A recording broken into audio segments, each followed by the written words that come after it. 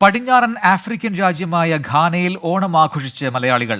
Ghana Indian Malayali അസോസിയേഷനാണ് ആഘോഷങ്ങൾ സംഘടിപ്പിച്ചത്. Ghana Indian Malayali അസോസിയേഷന്റെ നേതൃത്വത്തിൽ ഓണാഘോഷവും സാംസ്കാരിക സമ്മേളനവും സംഘടിപ്പിച്ചു.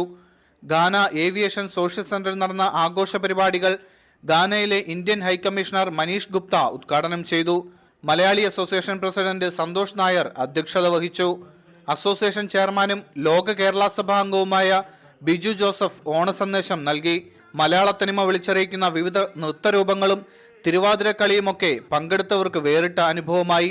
കുട്ടികളുടെ സ്കിറ്റുകളും വിവിധ കായിക മത്സരങ്ങളും വിഭവസമൃദ്ധമായ സദ്യയും ഓണാഘോഷത്തിന്റെ ഭാഗമായി. ഓണാഘോഷങ്ങളുടെ ഭാഗമായി സമാഹരിച്ച തുകയുടെ 20% വയനാട് പുനരധിവാസത്തിനായി നൽകുമെന്ന് ഭാരവാഹികൾ അറിയിച്ചു.